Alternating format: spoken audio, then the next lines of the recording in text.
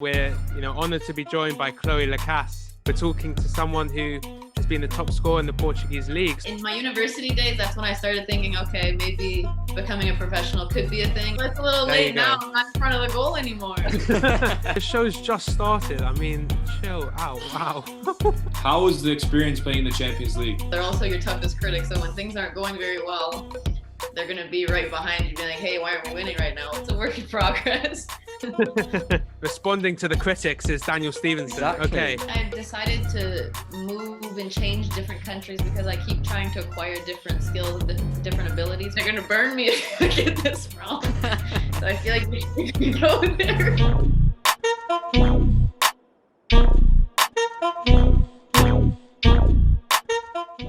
Hello and welcome to another episode of the Footy Forum, and we're very excited after the huge success of our episode with Coach Maria Soccer. We have another female guest. Absolute honour to have a player with us today. We've had a coach perspective. Now we're going to hear from one of the players, and we're honoured to be joined by Cloé Lacasse.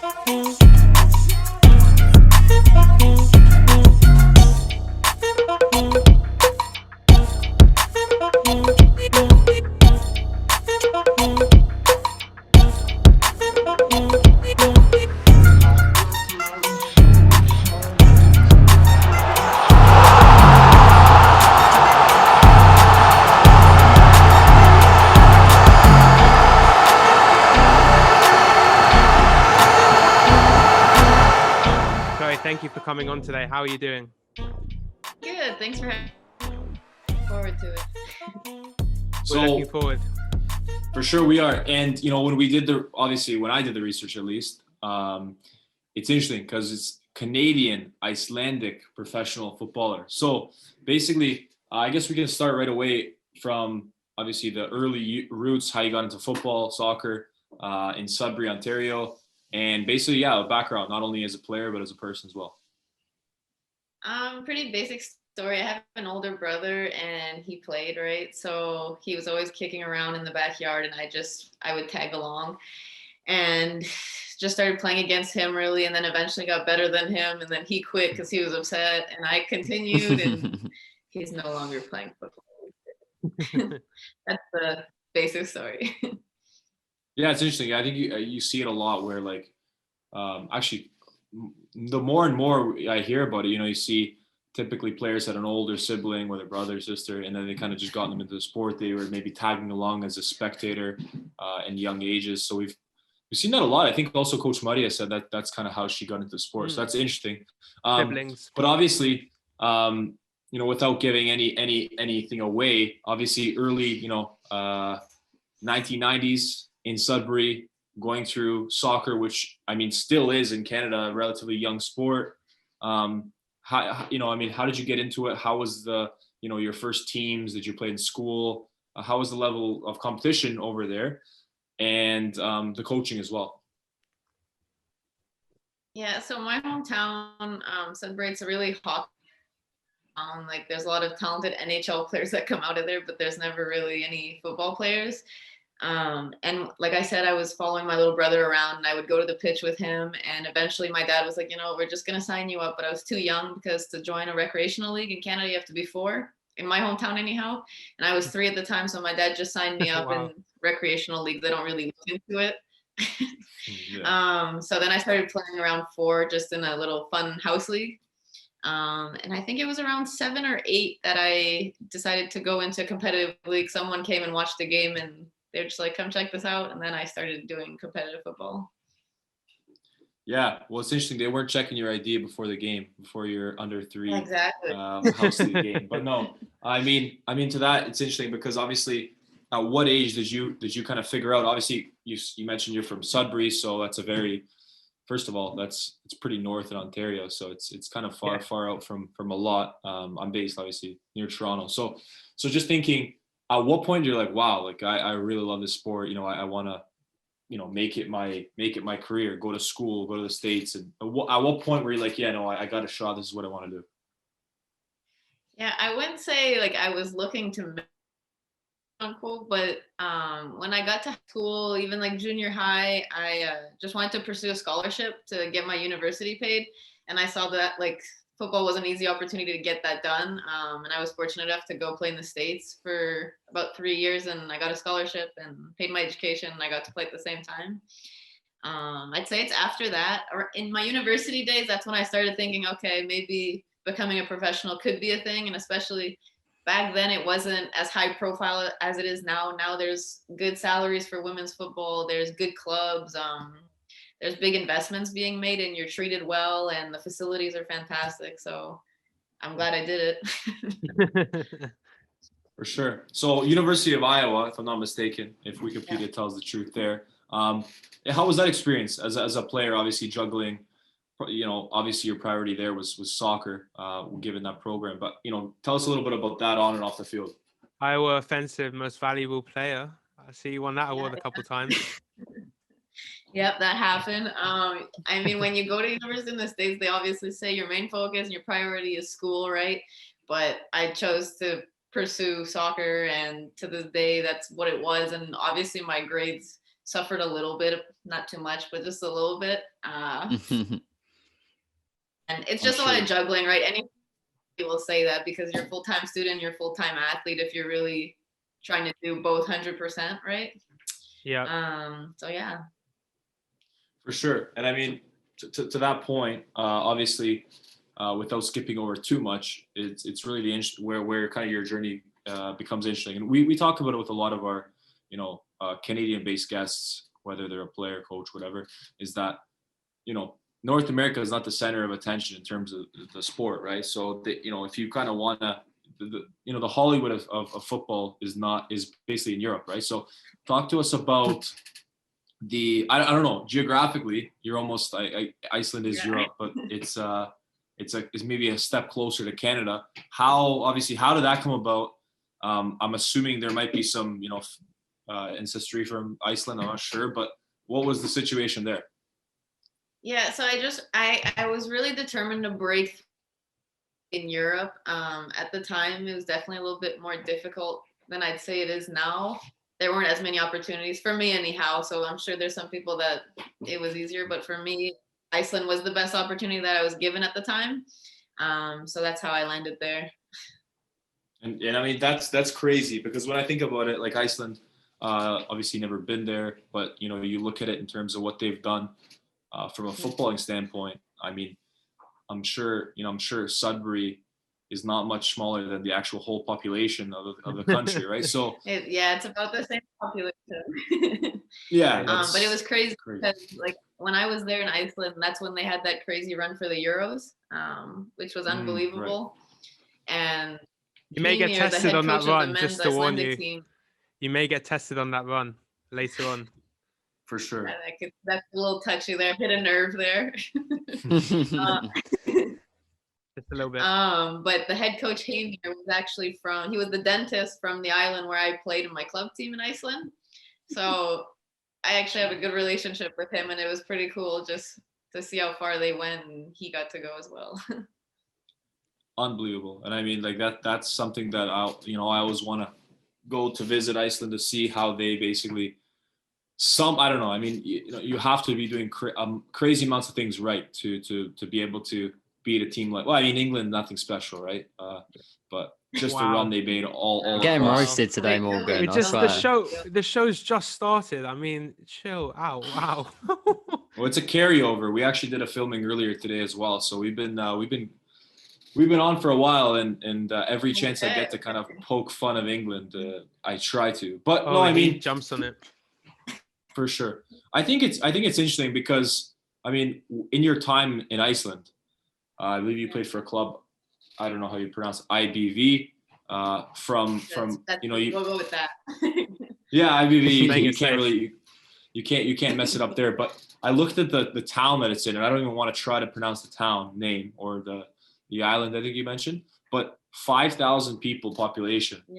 Wow. How was that experience? I mean, you go from Iowa, in the States, NCAA, to playing pro in Iceland in an island with 5,000 people. How was that whole experience transition? I mean, it seems like for you, maybe you just played off cool, but it seems like you just kind of had a goal and you didn't look back.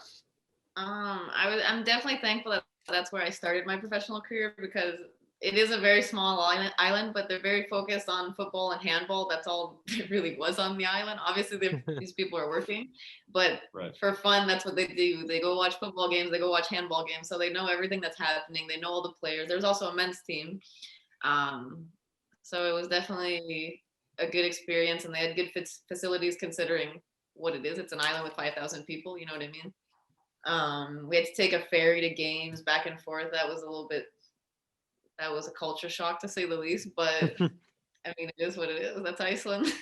How different was the atmosphere around sort of football? I know you said they're more passionate, but compared to sort of the States and Canada, what sort of, you mentioned the sort of the love of the game. Could you tell that with like the fans that turned up to the games and just the atmosphere around the football club? I think especially like coming from that island, it's because people know you personally. They know where you eat. They know where you shop. They know everything about you. So when they go to games, they feel like they're your family, right? So it's like having mom and dad in the stadium. They're all mom and dad. They know everything about you. They're just as excited as your parents would be.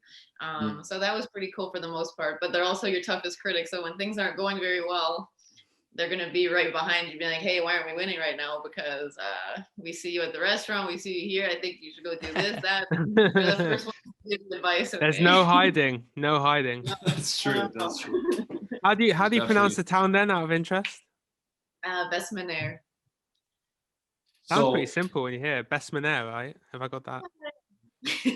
In terms of, did you pick up much the language? How is is the dynamic in the team all obviously in the native language? Is there much English going on? How does that work out?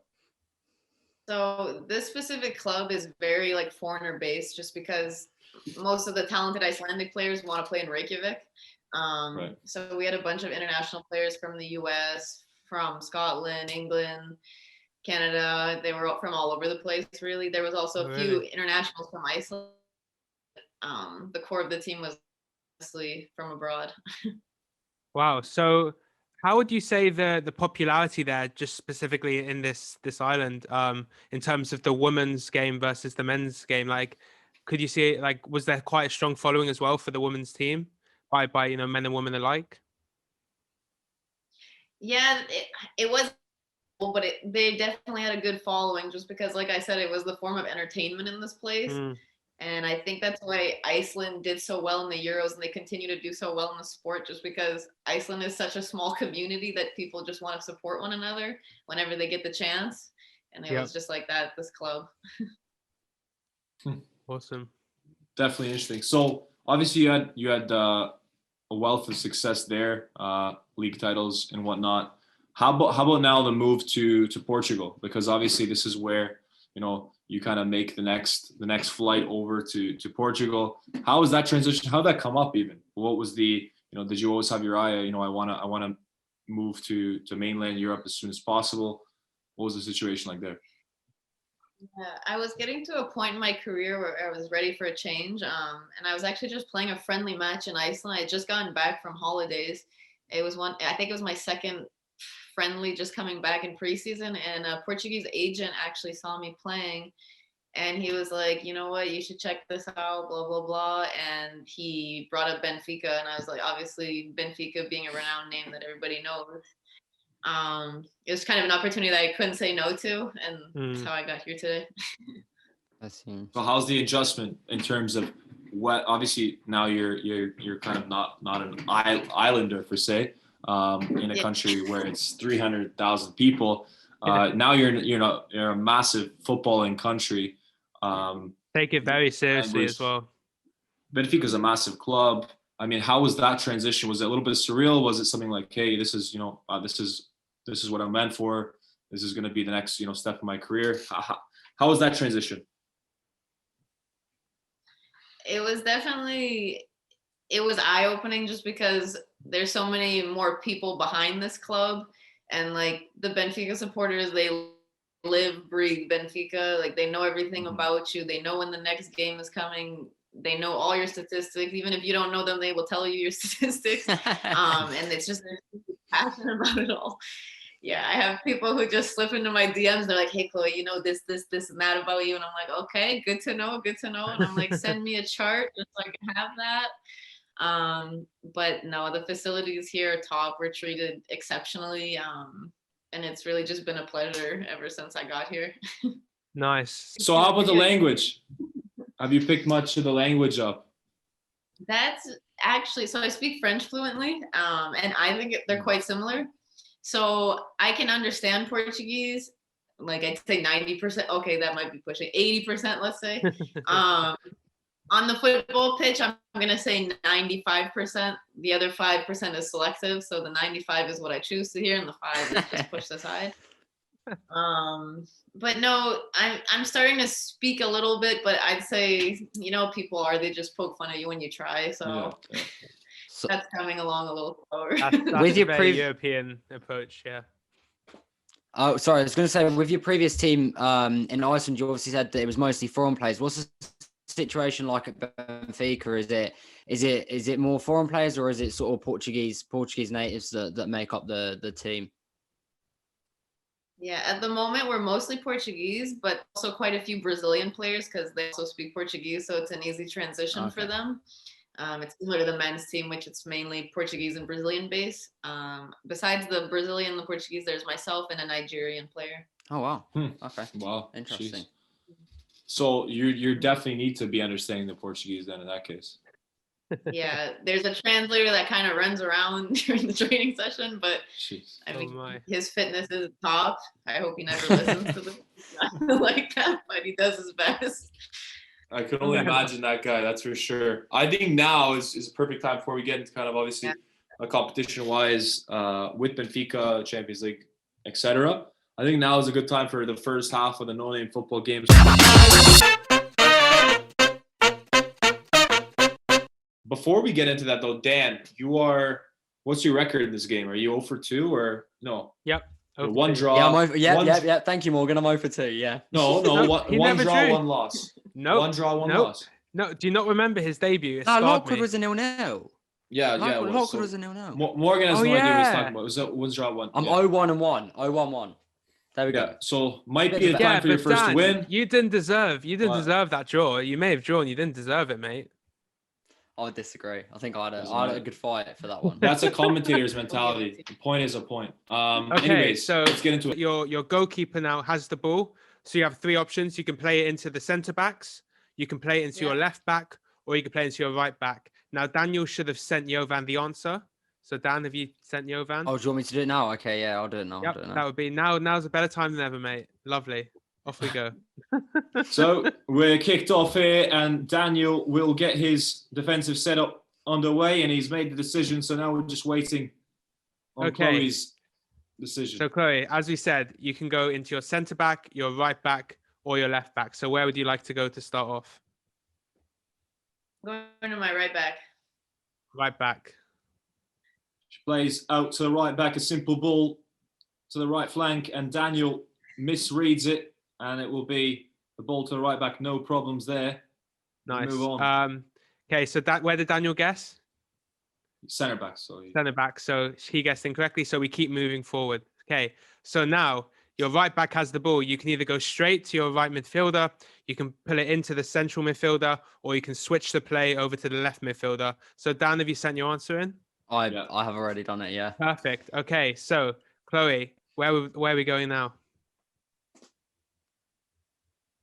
Let's switch the play. We're going to the left. Switch it over to the left. Daniel looks to press the right flank. However, she reads it and decides to make a complete switch to the left midfielder. And it could be a scoring chance sooner rather than later. So left midfielder now has the ball. We're waiting for Dan's decision here. He's made the decision. So right. Here we go. So Chloe, where are we going next? We can go again straight to left winger, switch it again. Bit of a ping pong, which Daniel should have learned his lesson because Coach Maria Soccer kept playing. I didn't know pong. she was that risky. I didn't know she was going to do a full on ping like that. Okay. So, Chloe, where are we going? We're going to switch it again. We're going to do a ping pong. Oh, she's done the ping pong. It's impossible to defend this. It's impossible. Daniel decides to... absolutely make the box compact and take off the strikers. However, ping-pong-like football from Cloé. Cloé now has the ball to the right winger and scoring chance. So time for a goal maybe. We'll see. So, Morgan, let's start with the first question. As we do in no-name football game, you now have a goal scoring opportunity. Very simple. You get a question, answer correctly, you score, and incorrectly, you miss. Simple as. Okay. So let's start with the Canadians women's soccer team. So what year did the Canadian women's soccer team first qualify for its first Olympics? Was it A, 2008, B, 2012, or C, 2000? I'm going to go with C. You're going to go with C, 2000. So just a little bit of background as well. As someone who holds Canadian passport as well, I would have said the same thing. Unfortunately, with that, the ball is off target and will go out for a goal kick. The correct answer was 2008. So, wow. I mean, that's also hard to kind of believe, but facts don't lie. So, first scoring chance. Relieved Daniel sees it go wide. Now the ball's with Daniel's goalkeeper. So now basically roles just reversed. Daniel, I'll wait to hear what your decision is. Yep. Got it. Okay. It's in? So, yep. Cool. Yeah. Here we go. So, Cloé, as we said, you're now pressing. So are we pressing the right back, the left back, or the centre back? Right back. Pressing the right back. Daniel, with a smile on his face, is happy with that. And the ball is now with the centre back. Okay, so let's try stop him again. Where are we going now? Are we going left midfield, right midfield, or central midfield? Right midfield. He's staying right. Staying on the right side. And Daniel will be more than happy with that decision as he goes up directly, centrally, plays central to the centre midfielder. This is hard now because you're thinking, does he stick central or does he try catch you out now? It's like, I don't know. I don't even know what I put. What are we thinking? Waiting for Daniel's answer here. It's here. Okay, good. Okay, got it. What are we thinking, Cloé? We're going right down the center. It's just mind games at this point because now the right winger has the ball. Oh my! And for some reason, it's a zigzag type of game. A goal scoring opportunity now for Dan. And I think we might have pressed his buttons there, hit a nerve or two when we said he hadn't won a game because he's looking like he wants. Yeah, he's coming out sharp today. Yeah. I guess. Yeah, because the other week with Matt Lockwood. Oh my word. Terrible debut. But he's really come out and responded here. Responding to the critics is Daniel Stevenson. Exactly. Okay. Right, let's have a look. So, question for you, Cloé, is this. Which team is the newest team in the Canadian Premier League? Is it A, York United, B, Atletico Ottawa, or C, Pacific FC? Oh, no. Goodness, man. Goodness gracious. What are we thinking? A and the B again? Yeah, of course. A, York United, B, Atletico Ottawa, or C, Pacific FC. Okay. How much of a CPL fan are you? Do you keep up with the CPL at all? You see, I haven't been in Canada in such a long time. I'm going to go with C just because it doesn't ring a bell, but I feel like it's wrong from your face right now. So, with this, we've had two questions. This one, I mean, again, you brought up a really good point. You've been out of Canada for a long time. The league just started a few years ago. Mm-hmm. The newest team just came into effect last year. However, that newest team was not Pacific FC. It was Atletico Ottawa. So, Dan goes up 1-0. And I think with that concludes the first half. We will have a chance later in the episode to potentially, maybe Dan can hold on, maybe not. Yeah, we'll see. I guess we'll see. 1-0 at halftime. Cloé, not taking your chances, punished at the other end. What are you saying What are you saying to the team at halftime? I have You've got to step go up. back to the locker room. I have to look at myself. This is going to be a tough game. Yeah, you've He got to went lift down the everyone's center right. spirits. I should have coming. Yeah. Two tough questions though. I met two relatively difficult questions. I didn't see that coming. You know what I mean? I didn't think that's what you guys were gonna bring here today. Always got something Exactly. extra up our sleeve, Yeah, So let's move into a little bit more about Benfica. Obviously, playing in the Women's Champions League. Obviously, the fact that Benfica is one of the biggest clubs, both on the men's and women's side. How was the experience playing in the Champions League? I mean, you've had some good runs there as well. So tell us a little bit about that. Yeah, we were really excited because this was our third season as a club for the women's side. So it was exciting because the first year Benfica existed, they had to play in the second division, and they were promoted last year, and then we won the league. So we were fortunate to get the Champions League spot. And our first game was against PAOK, a Greek team that they tend to win the Greek league. So we knew that they had experience on the Champions League stage. So we didn't really know what to expect just because they had the experience and we were a little bit of the rookies coming into this. We were the rookies coming into this. Then we beat them. That was a good game. And then we drew Anderlecht, which this one we were quite nervous about just because this one has pretty much the entire Belgian national team.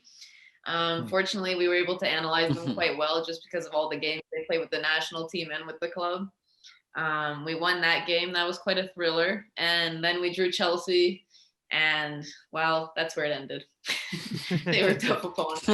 Yeah, they're a world-class team. I mean, do a lot of, in terms of women's football, are they a club that's like highly admired in terms of like, if you got an offer from them, like you jump on it? Do they have that sort of reputation, would you say, in the women's football world? Yeah, for sure. They have a fantastic reputation because I think they have the highest investment in the women's club game at the moment. They're definitely one of the best teams in the world, if not the best team at the moment. So it was really a cool experience to go there and play against very talented players, a fantastic team, and just a great program, really. You know what I mean? Yeah. Yeah, to talk a little bit about that program as well as the head coach, the manager, Emma Hayes. Emma Hayes is the name. Obviously, when you look at women's football and you look for examples, at least, I think Chelsea would be, and obviously the manager would be, a prime example in terms of what the future could look like in terms of level of play and whatnot. But let's look at more of the now on an international level, because for me, I mean, you obviously have, I would imagine you have now the right to go play for the Canadian and now the Icelandic national team, I believe. So tell us about that process there, and what's your goals with international play right now? Obviously, I'd be honored to represent Canada. It's where I was born and raised, right? The opportunity hasn't arisen, and for me right now, I just control what I can, and that's my club career, right? That's all I can control, and I do what I can on the pitch for my club, because that's the only team I represent at the moment, right? Yep. Bev, what's going on? If Bev's listening, new manager, new program. What the heck is going on here, Benfica? But no, I mean, to be honest with you, we kind of talked about it earlier. And we'll maybe get at the question in the second half of the Nine football game about the Canadian women's national team, the professionalism around the program, the fact that what John Herdman brought, and obviously now they went to a transition. But anyways, the new manager Bev, obviously she spent some time with Phil Neville with the Lionesses, looking there. How do you see obviously the Canadian women's national team now, and also the Canadian obviously women's game in general? What's the next step? Obviously, the fact that you're kind of separated from the country. What's your take on that? I think it'll be tricky in her position just because the Olympics are right around the corner. She just got hired, so I don't think she can change too much in such a short period of time. It'd be really ambitious if she did. Obviously, she's coming from English football, so she definitely has different ideas than I think they're accustomed to out in Canada, which could be exciting. It could be a great opportunity that she might only implement them after the Olympics because of the short time frame she has with these players, right? But Yep. no, I definitely think she'll bring positive things to the program, and I think it was a change that was needed, really. For sure. I think when we look at it as well, obviously, I think there's a lot more time you have in Europe, competing in the leagues. However, what are your thoughts on a potential domestic league like we have with the CPL on the men's side now, potentially that happening on the women's side, or even the NWSL, expanding into Canada? What's your thoughts on what that would bring for the game, the women's game in Canada, to at least have a professional club, at least one or maybe two, and potentially maybe you playing for that franchise in the future? I've heard a few rumors of an NWSL expansion in Toronto, which would be fantastic for the country because really there's nowhere for a Canadian player to turn pro in Canada. So I think it's hard to grow as a nation in the game when there's nowhere to look forward to. You know what I mean? There's no players to look up to in your own country, which is great for the men because they are developing in the right direction. So hopefully soon they can do it for the women as well, because look at the NWSL, there's plenty of Canadian players playing right across the border, right? Yeah, exactly. And the women's team, on the national side, have a big following in Canada. So it's not like there should be any doubt in terms of its success or its popularity. I think it's all there, 100%. And, Coach Maria made a good point on her episode about the need for there to be more women's soccer, even from other parts of the world on TV in Canada, because why, she gave the example of like bowling and darts. That's on TV. Why shouldn't they have more women's, football broadcasted there? Do you find that there's a lack of broadcasting, would you say, like in Portugal, or do you find that you do tend to be on TV? In Portugal, they actually, like for Benfica, Sporting, and Braga, all the women's games are broadcasted, whether it be on the local sports channel or on Benfica TV, Braga TV, Sporting TV, whatever it is. So our games are being broadcast quite well, truthfully, which has been exciting. I didn't truthfully expect that, just because Portugal, they love football, they absolutely adore it, right? But it's the men in general that they follow with Ronaldo, and Bernardo Silva and all of them, right? But no, it's been fantastic as far as publicity here. Yeah, and what's your thoughts on the need for more in Canada? I think it's just about having more professional teams, right? They need to be able to draw talented players out in Canada, just so that it's easier for broadcast station to just turn up at the pitch, right, and film it.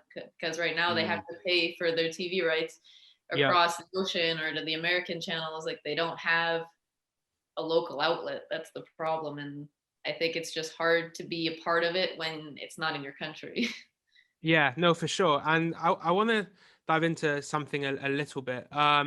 Obviously, I don't know, for people listening, we're talking to, Iowa's second all time for goals, game-winning goals and assists.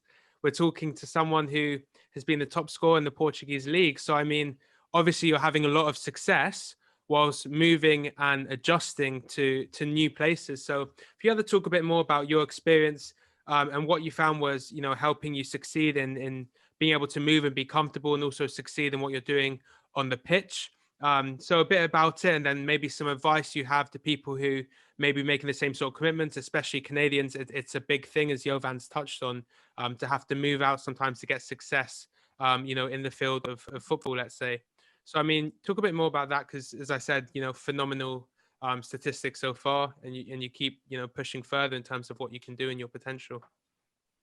Yeah, for me, I've decided to move and change different countries because I keep trying to acquire different skills and different abilities. When I played in the States, the Americans really emphasize athleticism. Everybody knows that that's what they're strong at. They're fast, they're strong, they're aggressive. And once I played in the States, I was able to add those types of skills. And I felt like I reached a point where I felt comfortable with that. And I was ready to go to Europe and focus more on my technical abilities. And I think that's what I would tell people, is that once you're comfortable with a new skill that you've achieved or learned, then it's time to move on and try something new, even if it doesn't feel safe or secure and you feel uncomfortable, because you won't develop unless you put yourself through that uncomfortable stage. And I think that's where I've been successful, is that I know at what point that I've reached the maximum level I need to reach to go somewhere else and learn new skills. Yeah, and I think they're all great points. Being able to step outside your comfort zone and take on new challenges is how you really push your potential and succeed further. If you always stick with whatever you're comfortable with, you're never going to see the same level of progress that you do if you step out your comfort zone. So I think it's a really great point, and I'm sure you will keep pushing that and keep looking further to step out.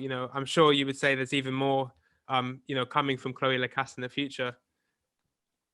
That's the plan. Right now, with all the Brazilians around me, I get megged about 10 times a training. So I'm trying to bring that down to about 5. Wow. It's a work in progress. Yeah, fair enough. Imagine. We'll talk more about the future at the end of the episode, but obviously for just anyone that's obviously curious, in the life of yourself, life of a professional footballer in Portugal for playing for Benfica, take us through a microcycle, a week schedule, match day -5 to match day, +1. How does that look? Okay. A normal training day, let's say we show up to the stadium around 8 in the morning, get changed, get ready. Then you kind of just chill, have a coffee or whatever you want to do for about an hour, physiotherapy. Afterwards, we watch film on the game we just played and also on how we're going to train that day, what we need to work on, yada, yada. And afterwards, we go to the training pitch, which we take a bus to the Seixal, the Benfica campus, or to the local stadium. Afterwards, at this point, it's about lunchtime. You have lunch, and then you chill. You have a coffee again. There's a lot of food. You get here, good food because Portuguese food is like proper good. Yeah, they don't mess around with that. Okay. Oh yeah. And then we usually do a gym workout around 2 or 3. And afterwards, depends if you have commitments with BTV or with any media agents. That just depends. So you could be here from 8 to 5 depending on what your personal day is like. Game days, those are a little bit more relaxed for obvious reasons. If they're at home, we just show up at the stadium about 3 hours before. We do a film session. We head to the stadium, get ready, win the game, call it a day. Hey, smooth, like very smooth. Win the game. It's a good mentality. So in terms of, I don't know how it works. Do you have any days where you wouldn't visit the facility, or is it every day you're at least there for a certain amount of time? How does that work? Typically, we have 1 off day a week. Most situations, depending how you're feeling, obviously. But for most days, it's 1 day off. The rest, it's training either twice a day or 1 training and then 1 gym session. Just depends. But it's busy schedule most of the time. For sure. Obviously, maybe just moving out. You mentioned the coffee thing, so that brings us into a perfect segue. Moving a little bit, outside football and just about life in general. I mean, for me, I've spent in total of my life about 14 days in Portugal, and those 14 days had multiple coffees per day. Amazing. Actually, walking up too many hills as well, so it's really good for the calf muscles. But tell us about living in Europe compared to living in, say, in Canada, where for me, obviously, I personally, I like the first of the 2 options. So talk about life in general, the lifestyle. Well, Lisbon's such a cool city just because you get the city life and you also have the beach right there, which is a little bit unusual. So for me, that's really perfect because I love having both of those around.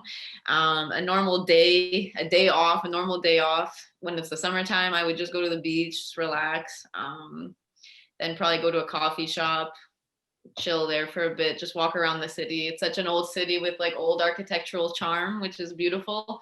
There's always something new to see here. It's so big, right? But no, it's a good life for sure. I just have to improve on my Portuguese just a little bit. Then it'll probably get a little bit better. Yeah. Do you have like a go-to coffee shop, would you say? Like a one that you go to, because I know they like the independent. I'm gonna say that I'm gonna get burned for this, but my go-to is Starbucks. But I like local ones as well. Just don't judge me for this, okay? I'm being truthful, but no, it is. It's the local Lisbon Starbucks, Starbucks. So What's your go-to Starbucks. coffee drink from Starbucks? What are you going for? No, it's Daniel. It's Starbucks. What, Starbucks? I don't know. I don't That like. sounded so British, mate. That sounded so British. Starbucks. What's your go-to Starbucks drink? Is that better? I can't do it. I can't do it. Just a latte, just a plain latte, really, or an espresso. Something, just grab and go. I don't hang out in Starbucks, okay? We need to make that clear right now. I just grab it and get out. Yeah. So talking about a latte, that's really interesting because that's exactly that or cappuccinos. Are you just grabbing what she says and just running with it? That's what you Now, no, I swear it just worked out like this. I actually have 3 really, really important questions about Portugal that I noticed. So first one with the latte. Okay. Did you have to I mean, maybe you liked the whatever chocolate they put on the top, but for some reason, only in Portugal that I've seen is they're always putting chocolate powder on the top of the latte. Do you know what I'm talking about? Or That's not a latte. That's I was gonna say that's a cappuccino? cappuccino. Some mocha in it. Maybe that, but I don't know why they do that. I haven't seen it anywhere except for Portugal. The Christmas special, you know? They gotta sprinkle the joy. You're talking to a guy that rips there 4 steep teas a day. Like, you're not gonna know anything about coffee. You just rip steep teas. Tim Hortons steep teas. That's You don't know me, man. The last time I've seen you in person 2 years ago. I'm ripping all heavy latte these days. However, maybe that's true because it was Fuji. November, not from Starbucks, from McDonald's or Tim Hortons. So we'll just keep that in there. However, for McDonald's coffee to Tim Hortons, that's a Canadian right there. McDonald's coffee is actually better than Tim, like much better than Tim Hortons. But I mean, I don't know. It's not the same as Starbucks. So where were you going? Was there anything else, or was it just the question about the latte? Well, that's the first question. So that I didn't understand. And for me, I'd rather my whatever it is Christmas special. I'd rather that just not be there because in my opinion, latte is supposed to be giving you energy, no kind of making you feel like you're having dessert or something. You're getting the fancy latte. Chloe's given us her precious time, and we're talking about chocolate powder. No, I mean, listen. Second like one is clarify this because I think you're gonna have problems with this later at Starbucks. Yeah. Oh, you know what? That is a shock. I think I would. I mean, I don't know. I don't really go to Starbucks in Canada, but I think if I was in Portugal, you'd never find me in Starbucks. Right. What's your second question, Jovan? Second one is, so your off day. Let's say you have an off day. You're walking around in Lisbon. I'm not gonna act like I know the city inside and out, but when I was there, I was, basically downtown on the water. There's these kind of like, I don't know what you would call them. You just kind of lay back on them and just sit by the water. And there's a lot of people just sleeping, laying down, taking the sun in. Have you ever been that person that just lays down on those, I don't know what you call them, bleachers by the water and just chill out? Is that your style? It's not. No. Really? I can't say I would go do that. But on the beach, yes. If I were on the beach, I'd put my towel down and I'm fine. But where you're talking, it's not the best idea. Here's some tips for next time. Don't go there. Do you know where I'm talking about? Do you think you know the area I'm talking about? What you're talking about. Yeah, I see. So just to round up there, chocolate powder, God knows what that was, and a big bridge. What do you want? And some sunbeds by the sea. Listen, for me, this is also as much travel. It's about a travel because we talk about football all the time, man. Sometimes you gotta talk about lifestyle. You gotta point. Yeah, it's a very fair point. Our horizons here today. Yeah, but I'm gonna pivot us a bit. Are you gonna say second half? Because that's what I was about to say. Second half, it is.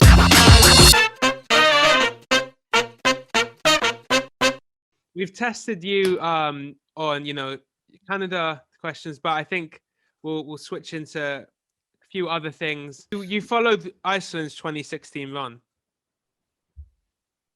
Yes. Okay, so they're gonna burn me. They're gonna burn me if I get this wrong. So I feel like we should go there. Okay, so decision was made. Daniel. Okay, cool. Chloe, where are we starting off? So goalkeeper. Where's your goalkeeper going? Let's go to the right back. Right back again. And it looks like Dan's done his homework. He does press the right back. So question time. Wow, that was Question quick. time Okay. again. That was quick. We're not asking Here we questions go. me on now. Okay. So I feel like you should be confident about this one. Okay. So who has won the most men's Portuguese league titles?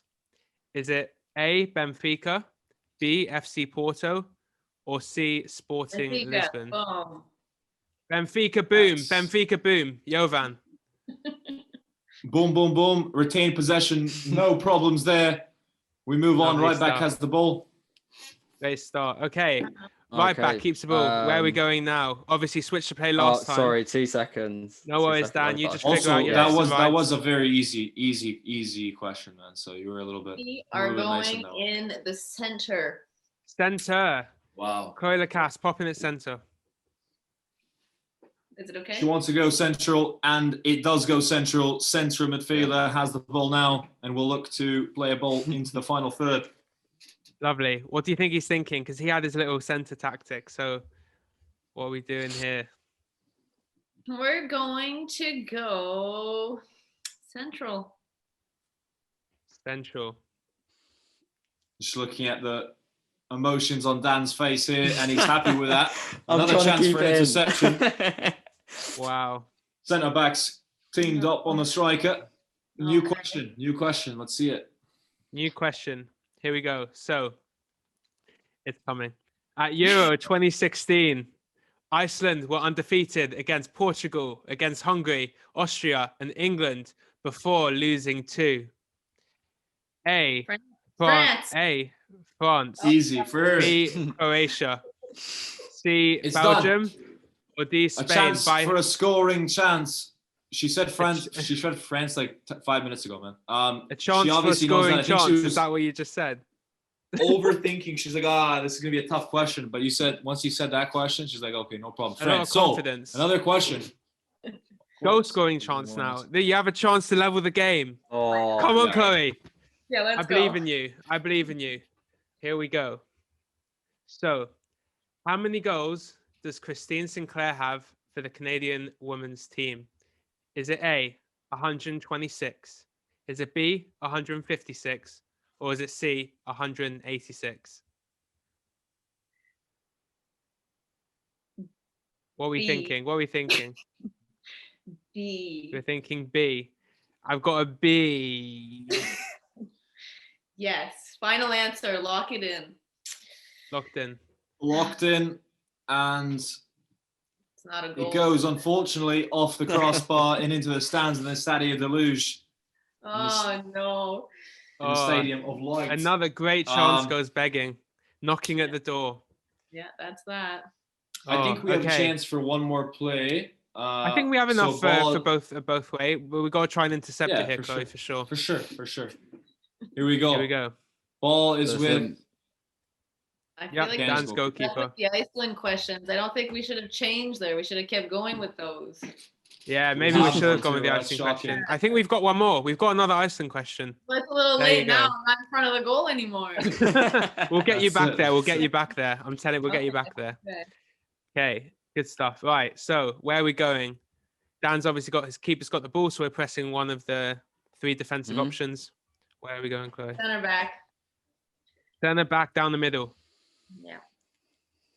and she's on a mission as the ball is now in a chance for an interception right away. Let's go, Chloe. Let's go. Okay, Iceland question. Iceland chance question. for Iceland question. Okay. Here we go. Okay, so when did Iceland first qualify for their first ever World Cup? Is it A, 2010, B, Questions that 2014, or C, 2018?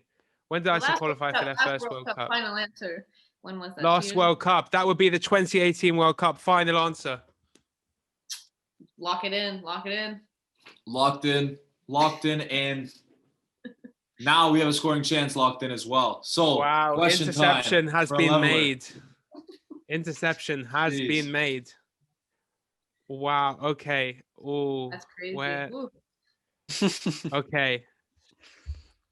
Oh. Do you know about the She Believes Cup? Do you have any following in that? Okay, here we go. I like this one.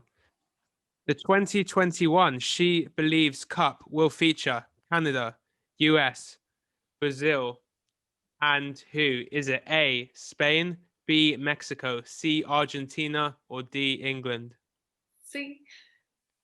Argentina. Lock it in. Lock her in. 1-1 is the score, and do we have time left?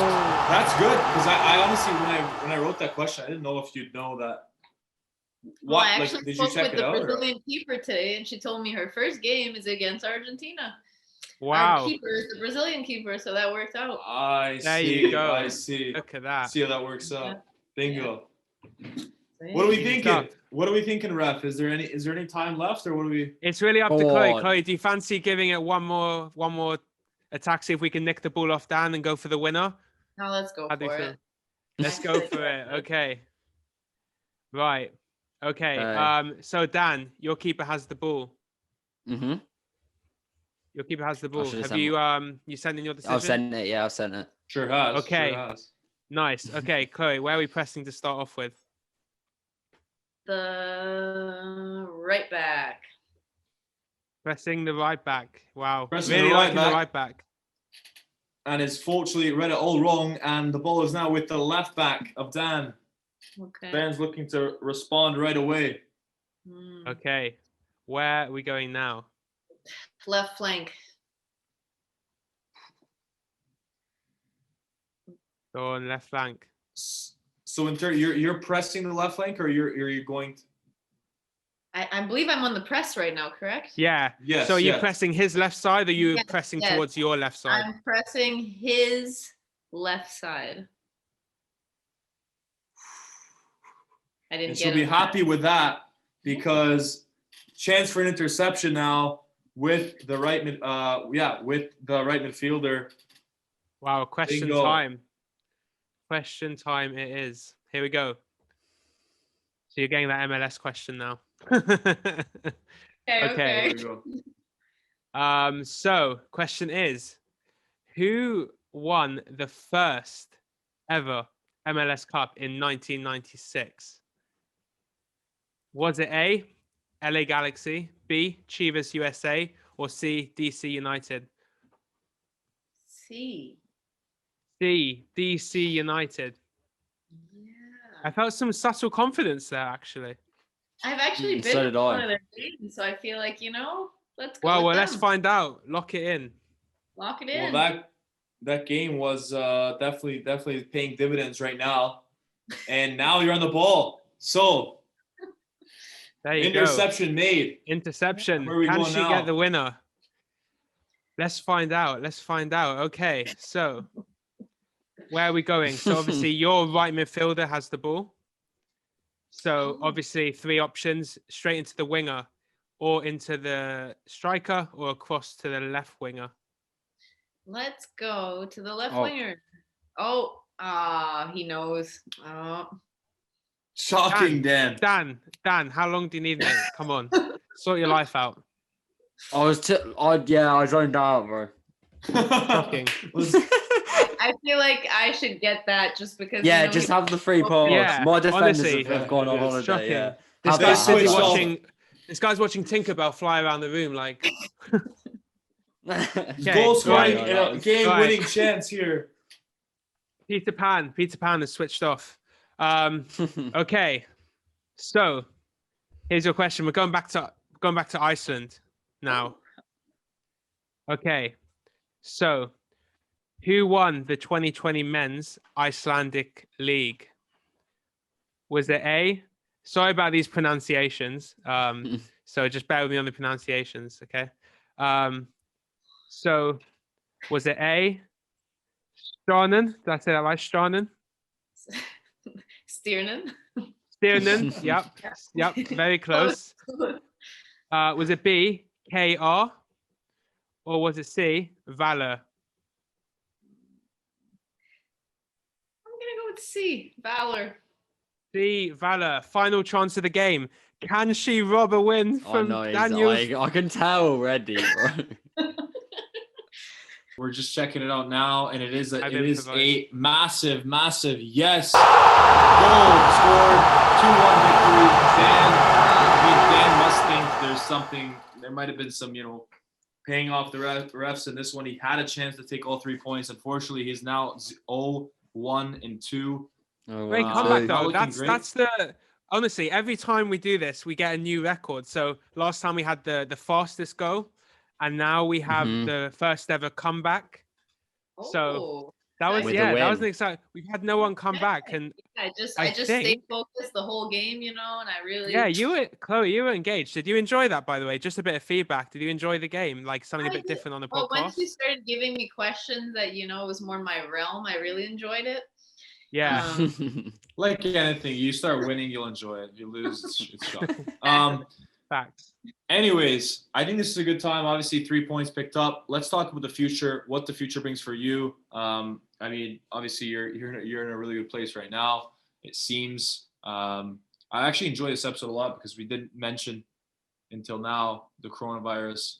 So that's positive because it seems like everything we do we talk about that. So let's keep that out of the thing. But that's just something I kind of observed. That's a good point. Yeah, we always in the guest episode. No, not even once. But then again, it's not like we've been doing this for years and years, So it's nothing crazy. Just bring us right we have to. It's like this. We have to go back down to the land. Anyways, in terms of longer term, obviously, do you see yourself once you're done your career, potentially if there's opportunities with maybe a league or whatever, NWSL in Canada, can you see yourself coming back to Canada, or would you want to maybe stick in Europe for a little while longer? I'm definitely open to the NWSL. Right now, I can't say I'd go back to Canada because there's no league to go back to. But I'm open to the NWSL. It's growing. It's a very popular league over there, right? And they're doing great things also for women's football. But no doors are closed for me. I'm really an open book as far as deciding that, as long as it's a good league with quality players. Amazing. For sure. Well, the open book, the scoring superstar, the scoring sensation, non-stop, goals. You saw her come back in a no-name football game. So Miss Starbucks. But that's actually our first game where we've had 2 goals from the same, on the same side. Yeah, that's the first. True. You're top by goals scored, I think, top of the league. We have a leaderboard that's done rather by points. It's just done by goal difference. So you're on the leaderboard because you have more goals scored. So congrats on that, top of the leaderboard. So explain to us basically how that win against Dan kind of compares to potentially beating Anderlecht or something like that. I think it's probably something in the same realms. No, thanks so much for having me. It's a similar win, It came with its challenges, but we overcame a huge obstacle, a fantastic opponent. But at the end of the day, I'm bringing the W home. Yeah. That's it. Winner's mentality for sure. Whatever you can do, I can do better. That seems to be the way Cloé Lacasse likes to roll. For sure. I'm not fun to play board games again. Card games, none of that. It's not a good time. Wow. Anyways, we'll be keeping our eyes out in terms of our pleasure. Our pleasure. I'm glad you agreed to come on because in our eyes, you're a very high-profile player. So we reach out and kind of just hope to hear back. The fact that you were able to respond to us and you were keen to come on, it means a lot to us. So we really do appreciate it. For sure. Of course. No problem. You guys are doing a cool thing. I wish you all the success. I'm sure I'll make a new appearance one day until round of 32 since I've pushed forward now. So I'm looking forward to that. Yeah, exactly. Love that spirit. So Chloe, we thank you so much for joining us. This has been another episode of TFF. We've had a great time. We've seen more goals in no-name football game than we usually do. So what an absolute treat that is. Thanks again, Cloé Lacasse. We wish you the best of luck this season as you head into the latter stage of the season, obviously in your championship league. Great start so far, so we'll be keeping an eye out, and we're now, I guess, Benfica fans when it comes to the Women's Portuguese League. So Obrigado. Anyway, Chloe, thank you so much. Thank you. This has been another episode of TFF. Don't forget to subscribe on YouTube and follow on Instagram at TFF Media. And yeah, stay tuned. Thanks, Chloe.